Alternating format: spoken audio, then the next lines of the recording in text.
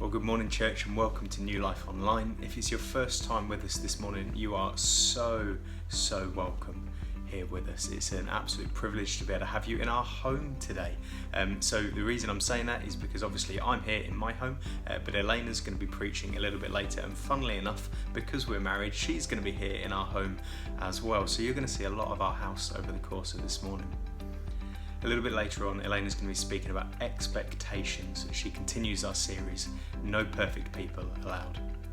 I don't know if you've ever thought about expectations before, but I know when we moved in here just over a year ago now, we had all kinds of expectations, things that we hoped for, things that we wanted to do, to change, to build, to grow into. And with that came a whole timeline, a whole list of things that we wanted to do and when we wanted to achieve them by. We heaped so many expectations upon the first 6 months really of our life here in this house.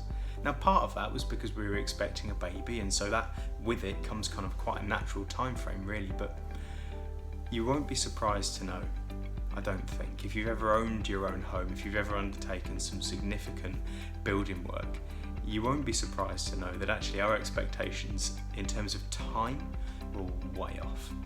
A year in, we're still finishing some of the jobs off that we'd really hoped to have finished by December. Now, we can cut ourselves some slack because we had a baby in that time, right? And that's a reasonable thing. Apparently babies take up quite a lot of time, and so we're not beating ourselves up. But we failed our own expectations in so many ways.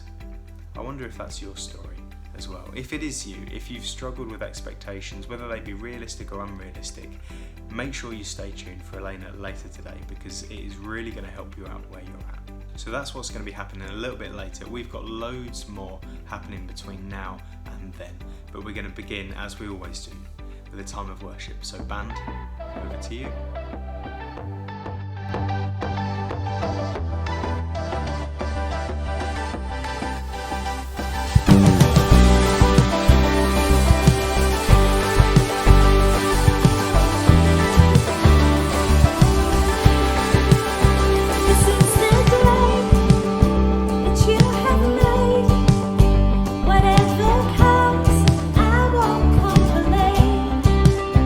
For all my hope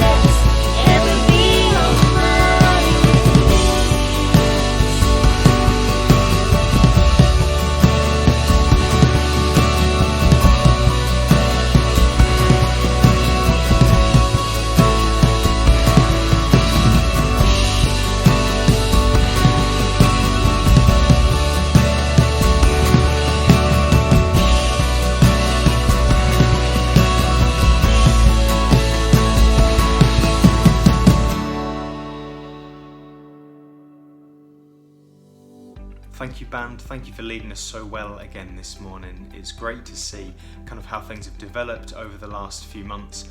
It's great to see new songs being brought out all the time. It's certainly one of my highlights of the week is being able to sit and listen and just engage in times of worship with you. So thank you for all that you do, for all that you lead us into each and every week.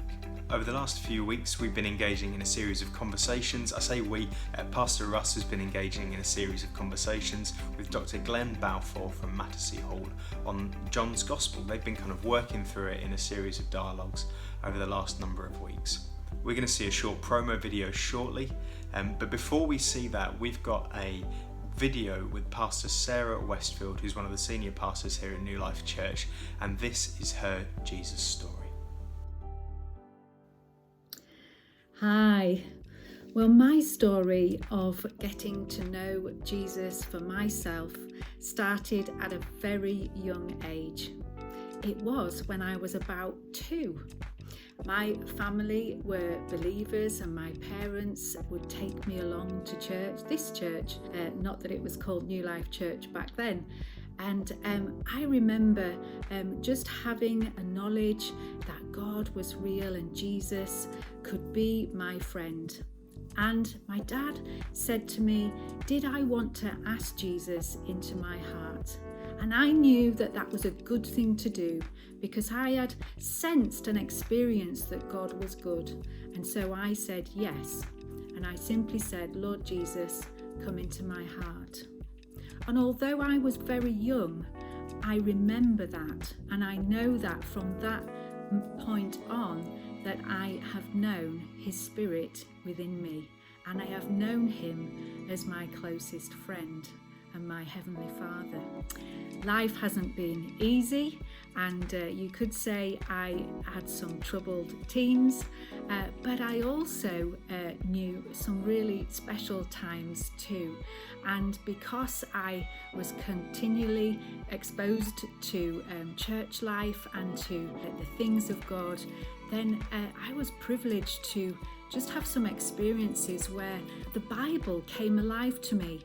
I can remember even one time running home from school at dinner to read the Bible because the words on the pages were just standing out to me and they were life to my spirit. I remember another time where I was listening to a record in my mum's lounge, and it was some songs of worship to God, and I just knew as I was singing along that God's presence was with me and my spirit again was alive to God. And there were times too where I would gather children in the playground and I just wanted to tell them that God loved them. God's spirit was definitely well and truly alive in my life. And as I've journeyed through life and as I've grown and as I've continued to meet along in church and with other Christians, my faith has grown, and I'm so thankful for all the wonderful people in the church, this church locally and nationally and internationally, who I've met along the way, who have had like a kindred spirit, and we have encouraged one another and spurred one another on. And we have been there for one another as well through thick and thin. That faith in Christ and that community that I have known and I continue to experience of doing life alongside other believers, it really has proven to be a solid foundation in my life through whatever life has thrown at me. Like I said, early days for me, life wasn't easy, and I went through some difficult times. My parents separated when I was young, and then my father died of cancer when I was 17, and then more recently, last year, I was diagnosed with an early cancer and had to have a mastectomy and some major surgery. But I have known through all those things that my faith in Jesus Christ has been the most valuable thing that I could ever have, and I'm so grateful for those early years where I simply asked Jesus into my life and it has made the most amazing difference, just knowing his presence, knowing his faithfulness, and knowing also the joy of working out our faith, living our faith, learning to follow Jesus with other believers as well. And so I'm just so thankful that I made that decision to accept Jesus, and I'm so thankful that he's in my life.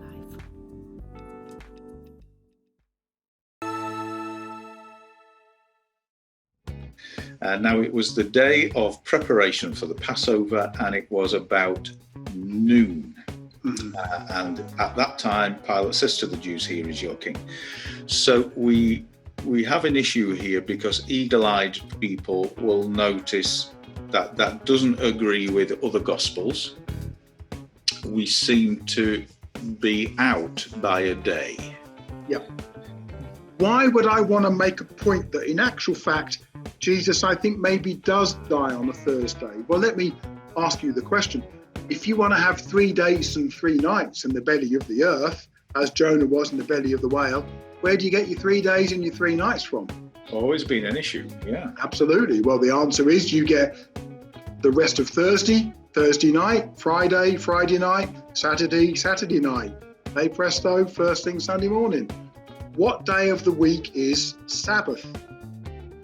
And we always say, well, of course, Sabbath is a Saturday. So therefore, if Jesus dies before the Sabbath, it must be Good Friday. But let me now put it to you differently. In actual fact, every Jewish festival is Shabbat. It's holy day. It's holiday, if you like. The other Gospels never say that Jesus dies on a Friday.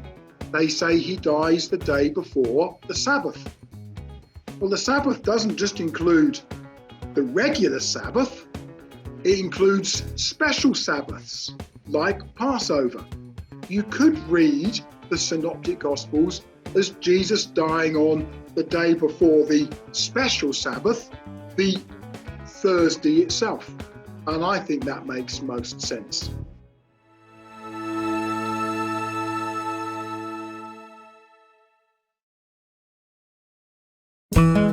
Good people, fixed up, put together, and well balanced. They're the ones that we expect to find in churches. Yet Jesus, he welcomed a different type. The doubters, the strugglers, the failures. The honest to God truth, of course, is that those perfect people in the pews, they all doubt, struggle, and fail. They just hide it well. But there's no need to hide.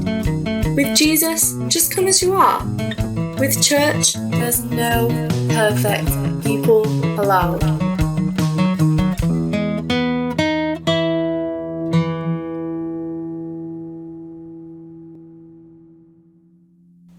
Good morning and welcome to New Life Church Online. For those of you who don't know, my name is Elaina and I'm part of the leadership team here at New Life. And it's my privilege to be continuing our series, No Perfect People Allowed. And this week I'm going to talk to you about expectations. So all of us have expectations at some point or another, high or low, going into most areas of our lives. We expect certain things. So maybe you're like my dad, and at the beginning of the Premiership you had a high expectation on Liverpool that they would win the Premiership. Well, that high expectation has been fulfilled and they have won it. Whether they're playing well towards the end or not, they've definitely won. Or maybe you're a bit like me and you had a high expectation that when you had a baby it would all go smooth sailing and would be wonderful and you'd be able to settle them when they cried, no problem. And it didn't quite work out that way and your expectations were shattered a little bit and you had to relearn some stuff.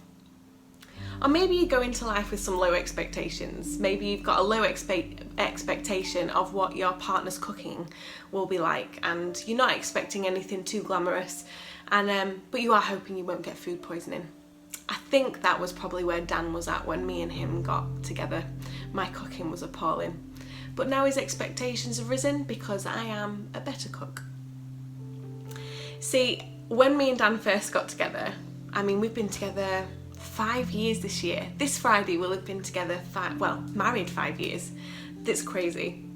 But when we first got together and we were getting to know each other, we went on different sort of dates and we had a nice time together, and to tell you the truth, I fell head over heels for Dan straight away. It took him a while to fall for me, but he did eventually because, well, we're married. And about 3 months into our relationship, I decided it was time to tell Dan something. I remember we were sat on the sofa at a friend's house, not with our friends, we were just sat out on the sofa. And we were watching a film, and I don't remember what film it was because I was so unbelievably nervous. And I remember taking a big deep breath, turning to look at Dan, going, Dan, I have something to tell you. And he smiled and he looked at me, he says, yeah, what is it? He says, Dan, I love you. Well, I expected there to be a fanfare, fireworks, maybe a mariachi band, you know, one of those Mexican bands that come in playing the instruments. I kind of expected all that. I've grown up watching Disney movies, so anything goes. And instead what happened was Dan smiled at me. He said, thank you. And he carried on watching the film. Well, to say I was devastated would be an understatement. I remember turning to look at the TV, trying to hold the tears in and feeling really sick to my stomach. I waited for about 3 or 4 minutes and then I made my excuses that I needed to go home. And the drive home was devastating. I cried the whole way home. I rang my mum and was like, I've made a mistake. Maybe he's not the man for me. Like I told you, I've grown up watching Disney films. Very dramatic. Now, before you get too cross, Dan did eventually tell me he loved me. Eventually. 3 weeks later. But better late than never. But it's not really his fault. I set him up to fail. Anything less than Disneyland magic, I think I'd have been disappointed. And so Dan really didn't stand a chance. You see, when we have unfair or unrealistic expectations on people, we actually are doing a disservice to them, and we are setting ourselves up to be disappointed and hurt. Or sometimes we put high expectations on a situation or on a person, knowing that they or it won't live up to the expectations, so that we can keep them at arm's length to protect ourselves, as a kind of defence mechanism. I wonder if any of you can relate to that. There was a guy that was really, really anticipated, and his name was Jesus. Highly expected. People had been waiting for him for years and years. He'd been prophesied about. People had talked about him. People had changed their whole lives in preparation for this person coming. And then when Jesus did come, they were expecting a warrior, someone to come in, sword swinging, and to save them from the oppression that they were facing. And then Jesus came as a baby in a stable. And it's not what people expected. In fact, their high expectations of what Jesus would or would not do caused a lot of people to miss out on the miracle that was in front of them. Caused a lot of people to ignore what was happening. It caused some people to feel really angry because it just wasn't what they were expecting. Yet some people, a lot like Jesus' disciples, allowed their expectations to be flattened and for Jesus to rewrite their expectation and to learn again what it would be like. See, Zechariah 9:9 says this: "See, your king comes to you, righteous and victorious." I mean, when you read something like that, you might expect something different. I mean, I wouldn't expect a baby in a stable when we're being told about a victorious and righteous king. You might have more of an image in your head of like the kings of old, like King David on a valiant steed who was coming ready to save his people, defeating giants, defending his city. Not expecting someone born as a baby in a stable to a young woman from a village in the middle of nowhere. They expected a king that would come and defend them, swing a sword, save them, right against the oppressive government that they were under, not die a traitor's death on the cross. And yet that's what Jesus did. Jesus didn't fulfill the expectations they had, but Jesus did fulfill the plan that was put in front of him. Yet people's expectations were the problem. Now, I'm not saying that we shouldn't have expectations. We all do. It's a normal part of life. It's right to expect certain things. It's right for you to expect people to treat you with kindness and respect. It's right of you to expect to have somewhere safe and warm to live. But it's when we have high expectations, unfair, unrealistic expectations, that often lead us down paths of disappointment and hurting. So what about you? What expectations have you had that maybe haven't been met? What about the time that you had that burger? It was a really, really good burger. In fact, the best burger you have ever had. It was juicy, it was succulent, it was tasty, it was crunchy, it was tangy, and it was sweet all at the same time. And you have thought about that burger, and you went back and you had high expectations of having it again, and then it flopped. How many times has that happened to you? I know that's definitely happened to me. What about the job that you're in? You expected to have a promotion by now. You had hoped that you would rise through the ranks and be better paid and maybe be in charge of your own team. You'd put high expectations on what this job would do for you in your life, and yet you've been looked over, and 5-10 years later you're still in the same place. What about your relationships? Are you like me and you put these unrealistic, crazy expectations on the person in front of you and hope they'd live up to them, and then when they didn't you were feeling disappointed?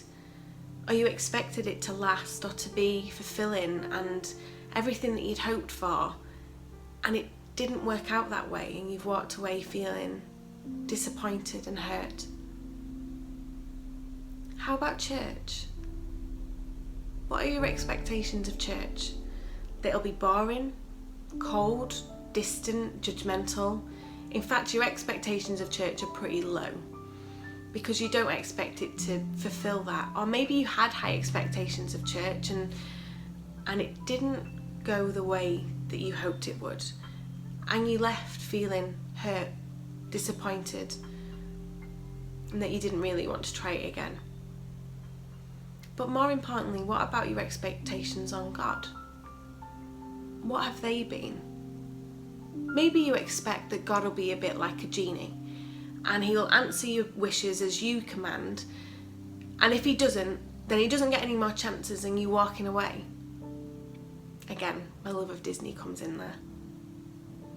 Maybe you expect God to be authoritarian and be ready to jump down at you the minute that you do anything wrong. Or maybe you expect God to be distant and far off, and so you just haven't bothered to get to know him. You don't want to give him a chance because your expectations tell you that something else will happen. But you see, misplaced expectations can ruin opportunities before they even get started. They can destroy good relationships and marriages, and they can make us miserable because we expect something that might not happen. Yet if we walk into a situation or walk towards God open-hearted with an open mind and say, okay, I put my expectations down at the door, then you might be surprised. God will be able to show you his true self. He'll be able to show you that he is a good God, that he only has good things for you. And even when difficult things happen in our lives, because they do, and I won't try and pretend that being a follower of Jesus is always peachy and wonderful, because we're human and we go through the same trials as each other. We all go through different things in life.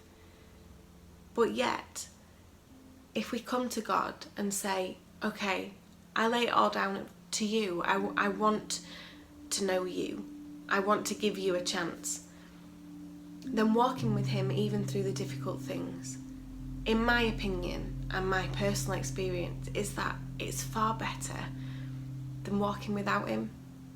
I know I wouldn't want to do it. As for church, for New Life Church specifically, we have no expectations of you other than this: to come as you are. Just to come and try, to come and see. We're all a group of people who've been brought together by Jesus. With all of our differences, with all of our uniqueness. And we don't always get stuff right. We do make mistakes because we are human after all. But what I can guarantee is that we're a group of people trying our best. And there is a place for you with us. And we hope that one day, when we're back in our building, when we get a chance to reopen, that you will come and join us. But before that day, we're glad that you're here with us online. And you can still give God a chance now, because He's still here. And He's waiting with open arms for you to give Him a chance. Thank you for listening this morning. And I hope you're encouraged that we can leave our expectations at the door. And we can journey this amazing life with God. And He's waiting for us, and He wants to journey with us. So why don't you give Him a chance? Thank you so much for that amazing word this morning, Elaina. One of the things that I've loved about listening to you this morning is that as your husband, I know firsthand that you are dedicated to walking this stuff out in your own life. And it's just been brilliant to hear from you some of your experiences and from your expertise this morning. So thank you again for sharing with us. Hey, if it's your first time with us this morning, as I said earlier, you are so welcome with us and we would love to connect with you. You can do that in one really simple way by straight after this morning's service heading to www.newlifechurch.uk/connect. We'd love to hear from you, just to hear a little bit more about what it is that's brought you to our online service this morning, where you're at, maybe even where you live if you live outside of Northern Lincolnshire.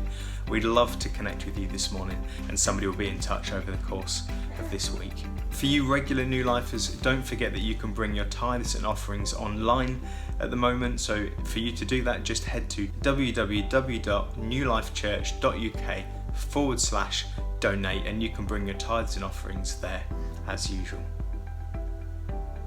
If anything that we've said this morning has affected you in a particular way and you'd love somebody to be in touch, maybe to pray with you, to journey with you, just to support you a little bit more where you're at, then one of the simplest ways for you to do that is to email us. You can do that by emailing prayer@newlifechurch.uk. We'd love to hear from you and to pray with you at this time. But for now, that's everything from us. Thank you for being with us in our home this morning. I hope it's been helpful to you. I hope you've enjoyed it. I hope more than anything that it's challenged you and it's set you on a journey with Jesus. Thanks for being with us. See you next time. Bye.